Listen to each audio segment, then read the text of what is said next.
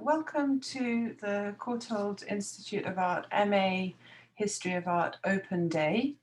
My name is Dr. Clara Kemp-Welsh, and I am the head of the MA History of Art programme here at the Courtauld. I am the leader of I'm a reader in 20th century modernism, and I'm the leader of the special option course called Countercultures, which is on alternative art in Eastern Europe and Latin America. I'm also joined by a representative from our postgraduate admissions team. Hi, my name is Takayuki Hara. I'm the admissions officer and at the Courtauld. I will explain about admissions process and the fee and funding later after Dr. Kemp Welch's presentation. I'll see you shortly. Thanks, Taka. So the purpose of my short introductory talk is really to just encourage you to consider joining us, to tell you about some of our unique selling points, and to talk you through the structure, the very particular structure of the MA History of Art course here at the Courtauld. I think that next year is going to be a particularly exciting year to consider joining us, because the galleries will be reopening in the autumn term, which we're extremely happy about. Our course is particular in many ways. One of its particularities is the fact that it lasts only 9 months. That means that it's extremely intensive. Most MA courses tend to last either 12 months or 2 years. The reason why ours lasts 9 months is because a very significant proportion of people who study with us at the MA level wish to go on to further research and to begin to undertake PhDs. And by graduating in the summer, that enables people to have their qualification in hand in time to begin doctoral study in September. Alternatively, if you don't want to continue studying it, it enables you to move on with your careers and hopefully enjoy some kind of a summer break before you dive into the next part of your career adventure. Our typical intake is between 180 and 200 students.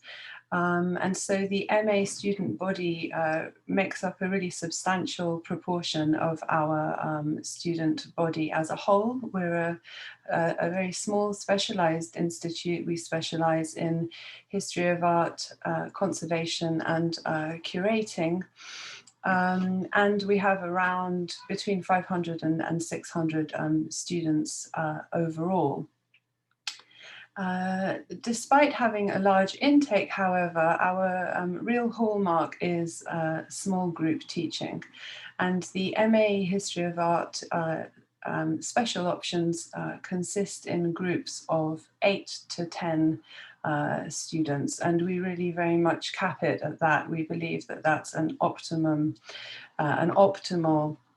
number of people to have in a room to really get conversation and debate flowing.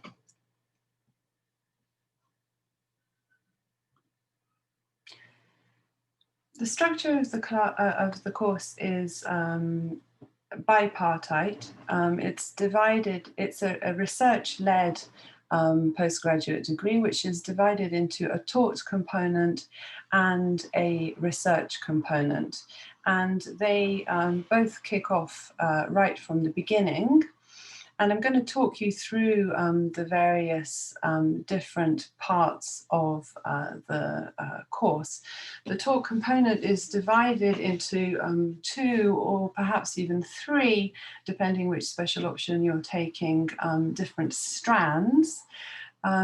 Because it's one history of art degree, and we really want to train you in the discipline of art history, which we understand in the broadest possible terms, both geographically, and methodologically, we as faculty come at our discipline from a very wide range of angles. Because we want people both to specialize in their chosen field, but also to be exposed to the breadth of the discipline, everybody participates in a shared strand. It's a core module, usually taught on a Monday at the moment, which we call methodologies in conversation. And that continues to be a core component throughout the first term. We have a termly structure. At the same time as attending the Methodologies in Conversation course, which I'll talk you through in a moment, you will also attend a combination of special option classes and shared interest classes. The shared interest classes are located at a kind of a conceptual midpoint, if you like, between the whole cohort methodologies class and your small group teaching in the form of a special option. So the shared interest classes bring together a number of groups of special options around a shared concern or theme. This might be, for example, the question, what is the early modern? This year, we've had a shared interest course which brought together 5 different special option groups in a larger forum of 50 or 60 students looking at this question from different angles. And it's a really wonderful opportunity to meet people in the different special options and to share your experiences, concerns and questions and enter into often cross geographical debates. The other strand is the research strand, which you begin work on straight away, which eventually culminates in the dissertation, which you write in the 3rd term. There's a wide range of different forms of delivery which you will participate in as part of the course.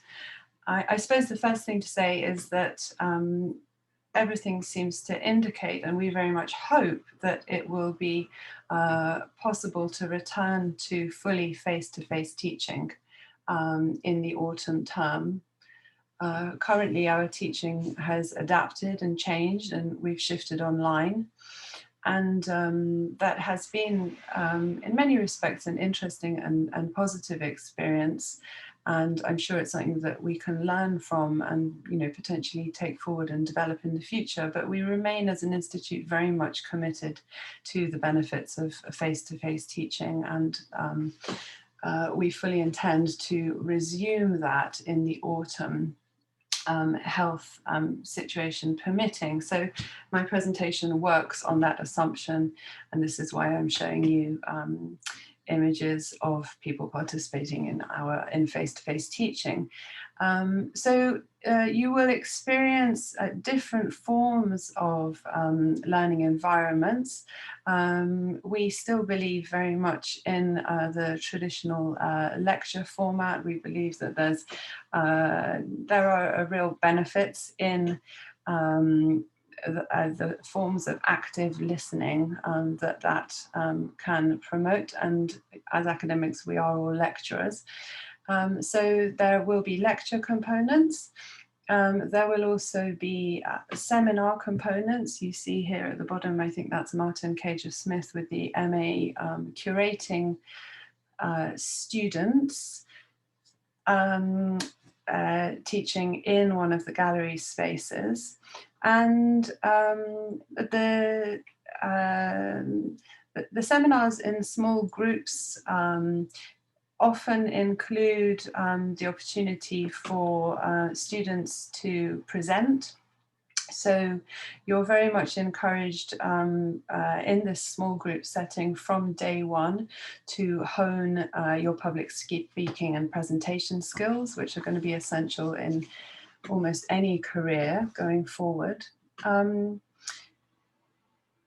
you'll be encouraged and trained in active listening and note-taking, and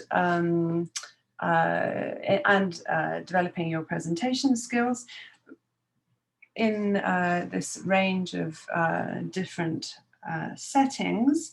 But we also very much believe on working in front of objects, in environments, in gallery spaces, with artworks close at hand.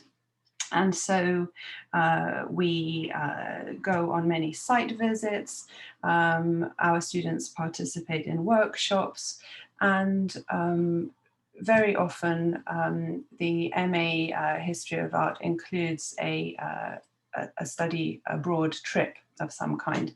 In the past, I've taken my students to Prague, to Budapest, to Warsaw, to Berlin. These trips usually last 3 to 4 days, depending on where you're going, and a really wonderful way to experience the art which you're looking at in a very live and direct and intense way, and are an excellent bonding exercise too. So as you see, there's a real diversity of forms of learning that you will engage in, and with small group teaching very much at its core. The special options which you can choose from at the point of application change year on year, but we now have a final list of the special options which are available for you to select from on our website and in the online prospectus. And this may be too small if you're joining us from a mobile phone, but it's all on the website and you can peruse these at your leisure. They're organized alphabetically, you'll notice, and that's a deliberate decision which we made because we are very much seeking to transform ourselves. It's a slow process, and we're moving increasingly away from thinking in terms of period sections, which can be rather Western-centric and problematic from a methodological point of view. So rather than organize this chronologically, we've decided to opt this year, and I think we began last year, for the more democratic and arbitrary organization of the alphabetical list. So you will, and I think that this also hopefully encourages people to think out of the box. You may think that you're absolutely convinced that you want to do an option in contemporary art history, or you may be a die-hard Byzantinist, but you may also be very more open. I think whatever you think you may be interested in, I would really encourage you to read every single one of these special options and to consider the different kinds of approaches and possibilities that each one brings with it. Some of them are much more specialized than others, and some are much broader, both in terms of the time span that they cover, or in terms of the amount of cultural context with which they engage. So think about what kind of learning and approach might best suit your particular interests and your future career ambitions. The special options are all taught by active researchers and dedicated members of our faculty. And because of the nature of the course, being very research-led and intensive, and because of the nature of our small group teaching, I would also really encourage you to look closely at the profile of the faculty member who usually teaches the courses that you're considering applying to. On the whole, I would say that the methodological approach which characterizes our teaching at the Courtauld is an engagement with the social history of art.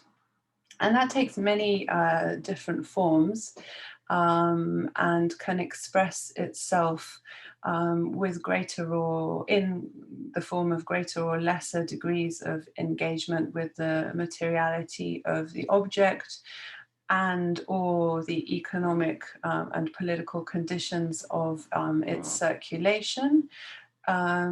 In the case of courses which do deal with objects, because not all of them necessarily do. My course is very much about live events and their documentation, although documentation, of course, takes an object-based form. So have a look at the faculty members' web pages, which you'll find listed under research and then faculty, and see what they've written about. Think about the perspective from which they write and whether that's something that interests you. And that isn't at all to say that this is some kind of a studio-based approach where we train you to think as we do, not at all. And points of antagonism, debate, dialogue are really, really important. Nevertheless, if you feel that somebody's approach is really diametrically opposed to one that excites you, you may be disappointed. So prepare yourselves by really researching the research of the faculty members. Here are a few of the special options, and I think they show in part some of the breadth of what we do. Our courses cover very large swathes of the world and also many different media, whether cathedrals, paintings, or drawings, etchings, body art. There should be hopefully something for everybody to choose from here. So I've talked a little bit about the special options and the shared interest classes, and I'd now like to just briefly introduce for you the core course I mentioned, which is called Methodologies in Conversation. This again may be a little bit small, but just by way of an example, this is the structure of the Methodologies in Conversation course as it looked this year. We opened with two members of faculty, both presenting from very different perspectives on the theme of decoloniality. Emily Mann, who works on the history of British Empire and on colonial architecture, was in conversation with Julian Stalabras, who works very much on global contemporary art and specializes in photography. The following class brought together different sets of concerns about the manipulation of images and their photographic reproduction, and encouraged students to think critically about how we engage with and encounter images. The following week, we had our professor of Victorian art, Caroline Arscott, discussing different theories of ornament with Suzanne Babai, who specializes in Safavid art. So two very different perspectives, which led to a very productive and interesting dialogue. And in the next class, Christine Stevenson, who works on British architecture, discussed the question of violence with Scott Nethersole, who is a specialist in the Italian Renaissance. So as you see, this is not a kind of entry level, very basic, schematic, Western-oriented approach to art historical methodology. It's more nuanced, complex, open, and we hope exciting than a course which would sort of take you chronologically through from formalism, through Marxism to feminism, for example. We are really committed to our research-based approach, and therefore are introducing you to hybrid methodologies in action as we experience and develop them as part of a much larger conversation of art history, which we are all building and which is transforming itself all the time. It's a very living discipline, and that's what we really want to convey. Nevertheless, we do absolutely take people onto the MA who we know haven't studied art history before. Many people will choose to, if they are transitioning from a different subject area, many people may wish to take the graduate diploma first, and that can be a very good way in, but it's not always necessary depending on what you've done and what you want to do next. But for those people who are entering history of art for the first time, I would like to reassure you that you can also attend our undergraduate lecture courses and familiarize yourselves with a kind of a more entry level, but also very exciting set of approaches to methodology. But anyway, this is methodologies in conversation, which you attend once a week in the first term. And this year, because we have been so far not able to teach face-to-face, all of the materials are available on our virtual learning environment. So just to give you a sense of the kind of amount of reading you might be asked to do for one of these classes, here is week 3 from the methodologies page, and you see that the materials are all scanned and available for you digitally. And that is the case for all of the required reading on all of our courses now, and irrespective of whether or not we teach face-to-face or online, we want you to have those core materials accessible wherever you are. And then to use our really amazing world-leading library collections for your further research. I'll talk a little bit about the assessment of the course, and I think this will help you to understand why the course is quite intensive, but also exciting. Each piece of assessment is broken down here for you with the percentage of your final award, which it constitutes. And these are not the only pieces of coursework that you do. These are the ones which are formally assessed, but in addition to these, you will also engage in a series of informally assessed pieces of work, which may take the form of short reviews, verbal presentations, text exegeses, and so on. I personally let my students choose what topics they want to work on right from the beginning. there's usually an element of choice for everybody, and you're encouraged to become progressively more independent and to specialize more and more in the things which particularly interest you and which play to your strengths, be they linguistic or other, by the time you get to the dissertation. But you write two 4,000-word essays. The first of these is submitted in November, the second of these in February. And these can be more focused or more theoretical, depending on which course you're doing. They may be more oriented towards history or the object, or to ideas and debates in art history. So there's a really wide range of approaches that you're encouraged to take. And of course, you're encouraged to draw on what you've learned in the methodologies classes as you construct the arguments for your essays. You receive a lot of support with these essays. You have really very direct access to your course tutors.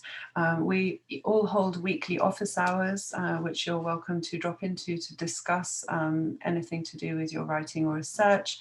But we also have a tutorial system. So for each essay, you have 2 tutorials, and rather uniquely in terms of other institutions, we work very closely with you, not only on developing your ideas, but on their delivery and their writing. And we read drafts of essays.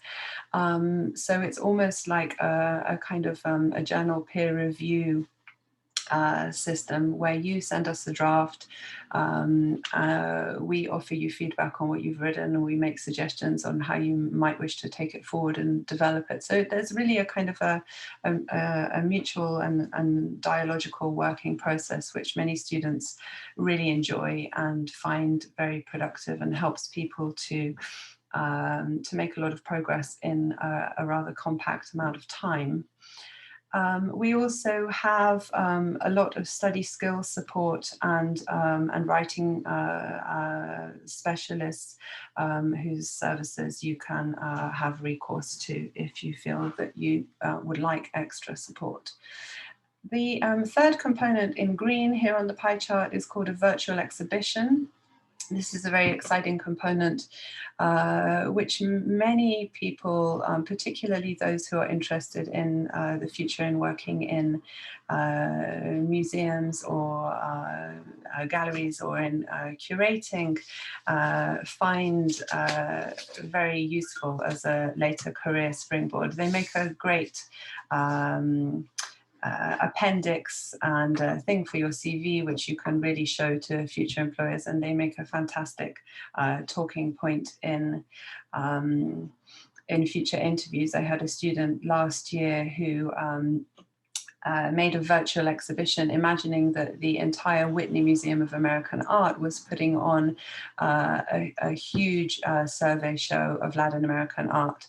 And I'm sure that contributed to her, she's currently working at the Whitney, having something really interesting to talk about in her Whitney interview. So, but these can be entirely, they don't have to be pragmatic and career-oriented, they can be entirely imaginary. And we give you a selection of topics from which you choose one. They're often quite broad, and then you narrow them down. You can choose any existing space in the world to have your exhibition, or indeed design your own space. And you, following certain criteria, you produce the material to present such a show. But unlike the MA curating, you are not you don't have to worry about the kind of feasibility of certain practicalities, which somebody who was training on the MA curating might have to take into consideration. We're not expecting you to produce budgets or, to discuss insurance and transport and those kind of logistical matters. You can really focus on the argument, the content, and making a visual argument. So this is to kind of expand outwards and acknowledge that not everything is about writing, and to encourage you to make a visual argument. Those are submitted in March, after which you immediately begin work on the dissertation, and you are supervised over the course of the summer term in developing and writing your dissertation, which again, we support you in doing by reading drafts of your work. So I've talked a little bit about the dissertation. The resources that we hold at the Institute are really world-leading in many fields, but remember that we don't, when you come to study with us, you're not only going to be working in the Courtauld Library, you have the whole of London at your disposal. And there are so many wonderful resources. In our current temporary accommodation at Vernon Square, we're right across the road from the British Library, which has extraordinary holdings. This year I have a student, for example, who is writing about Bulgarian socialist realism, and she's been really blown away by how much material there is on this in the British Library. There are many really incredible museums and archives and libraries throughout London, which are a really wonderful resource for our students, and a very good reason to come and work in London. So I'm gonna, I hope that's given you a bit of a flavour of what it looks like to study with us, how your time would be organised, and how you will be assessed. And I'm going to hand over now to Taka, who's going to talk to you a little bit about fees and scholarships. Thanks. Thank you, Clara. So I'm just going to talk about sort of fundings. What sort of options do you have? So mainly we've got master's loan and the Courtauld scholarships. Those two options are sort of our main sort of funding. Well, MA students' main funding options. Master's loan is a UK government loan. For 2020. MA students would get £11,222, and that can be used for your fees or your living costs. So there's no particular sort of designated purpose for that loan, so you can actually use it anyway. But that's the sort of amount you get. So it's up to you how you divide it. If this course is your first postgraduate course, and if you are UK and resident, you are likely to be eligible for for a master's loan. But their eligibility is actually quite complex, so I would recommend for you to go to their website and have a look at the eligibility. And then Courtauld Institute scholarships. So we've got scholarships that are made of many different donations we have, and then it's actually open to anybody regarding your residential status, and it doesn't really matter if you're actually a UK resident or if you're overseas resident. It doesn't really matter. You can actually apply. We will open the applications probably in the new year, normally around sort of January time. And then deadline comes in normally in spring, so normally around just before Easter, sort of March, sort of April time. And it is highly competitive, since anyone can actually apply. And then we sort of assess your applications by your academic merit, which is assessed by your application form, by your option leader, and also your financial need as well. But as I talked before, those scholarships are just very different in terms of sort of requirements. So there are actually many different scholarships. On average, it's each student would actually get £6,000 on average, but some scholarships are much higher in terms of amount. Some scholarships are just a little bit less than that. So, and then it's sort of our sort of committee, the scholarships committee, who would actually allocate those scholarships. So it's not like you apply to particular one, you apply to Courtauld scholarships as a whole, and then the committee will actually allocate those scholarships for you regarding your applications and the academic merit. And there's two little things that I can actually add. It's a alumni loyalty scheme. So if you are a former Courtauld student, and if you actually want to actually take MA straight from BA, or just maybe you've got a gap year or so, but you still want to actually do MA here, we'd actually give you a discount, which is 10%. And we've got a sort of hardship fund. It's a very sort of short-term emergency fund. And it's quite limited in terms of amount, but when you got sort of financial difficulty, and if you just can't live, or if you can't actually focus on study because of this particular difficulty, we are here to help you. And all the information here is actually on our website, so if you could actually have a look, that'd be brilliant. And I'm just going to pass it back to Clara. Thank you very much. Thank you very much, Taka. That's great.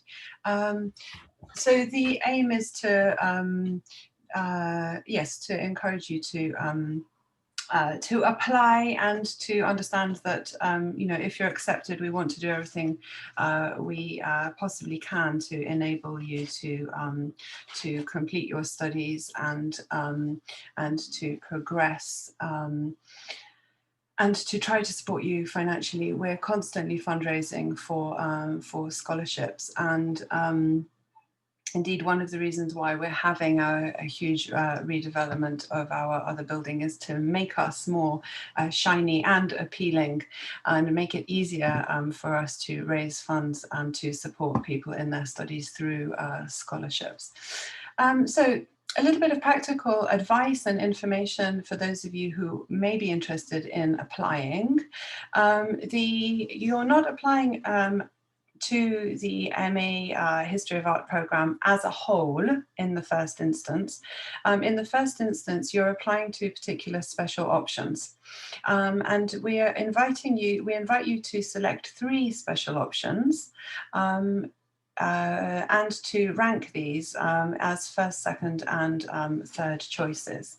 Now, and then faculty examine, every member of faculty receives in order the applications, and they will consider them on the basis of rank. So they will first consider the people who put them first. Then they will move on to those who put them second and third.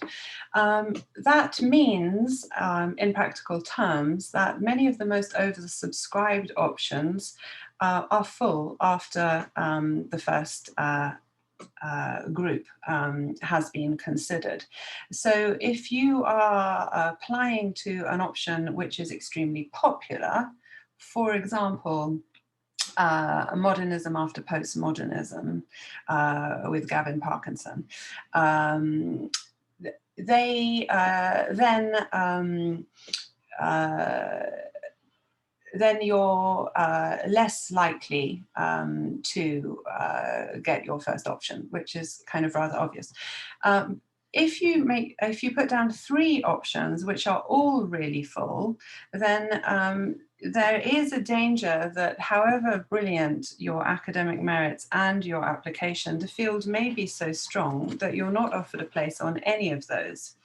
Nevertheless, don't worry, that doesn't mean that you can't study art history at the Courtauld, but it does mean you might not get one of your top choices. So some people are really dead set on a particular option. Some people are even really dead set on working with a particular member of faculty whose work inspires them in particular.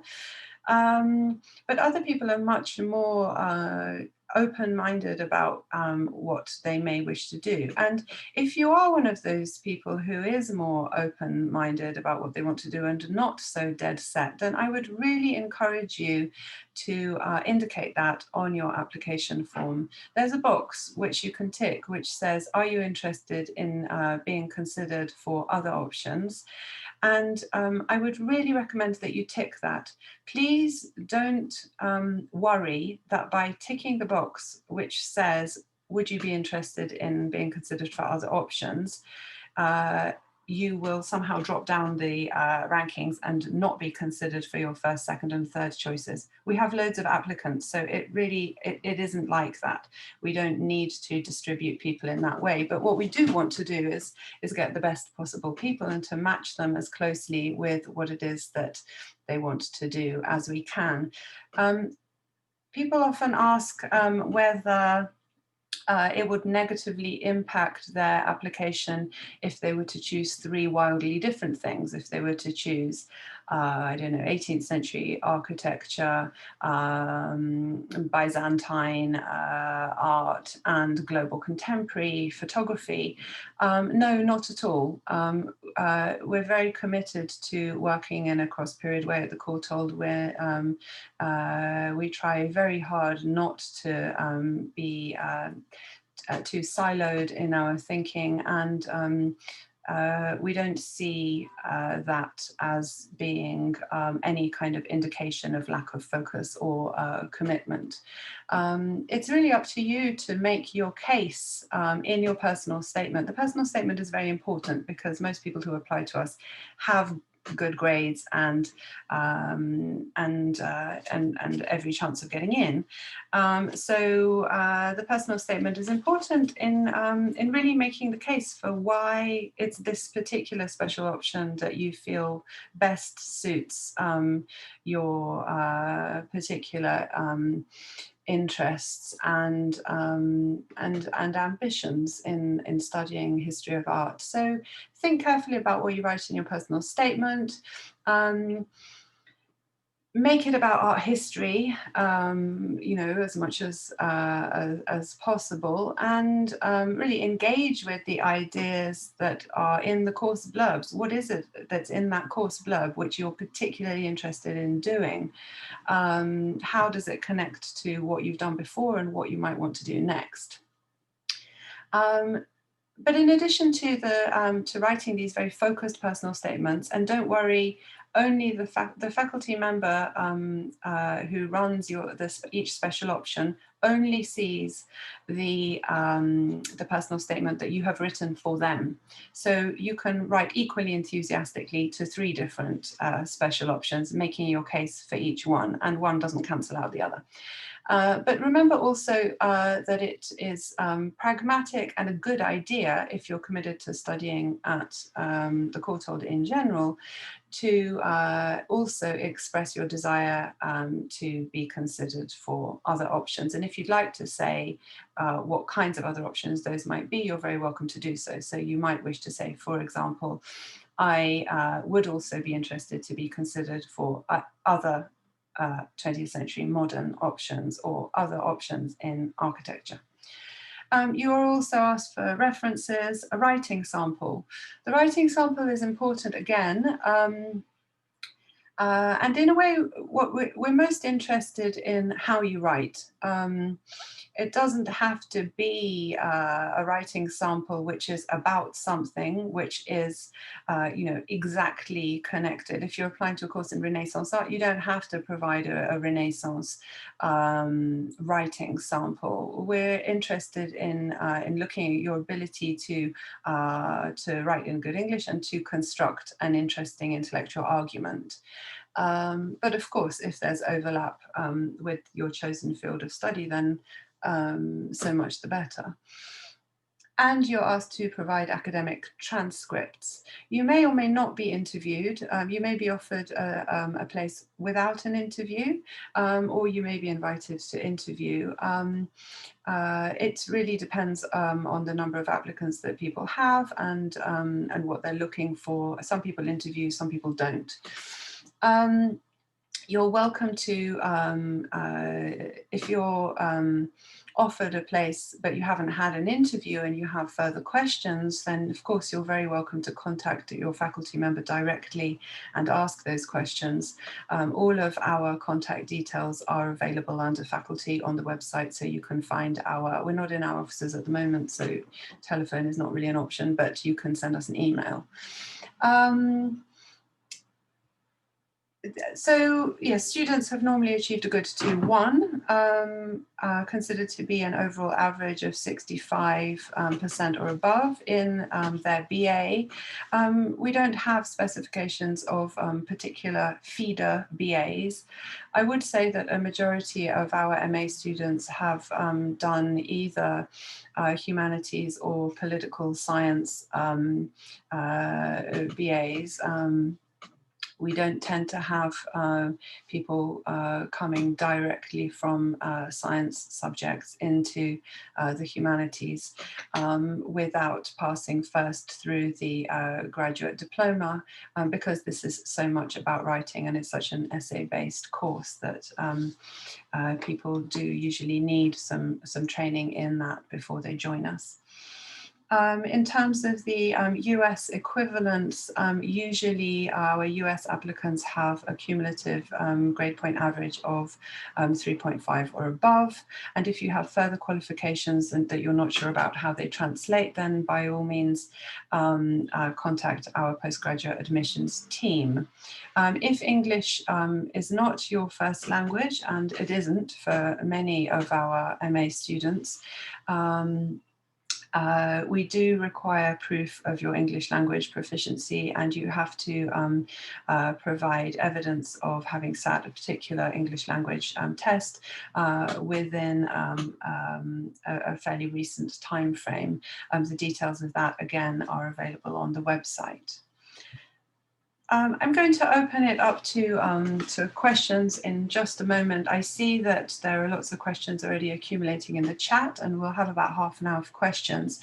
But first, I'd just like to share with you some of the kinds of directions of travel that people take as graduates of the MA History of Art programme.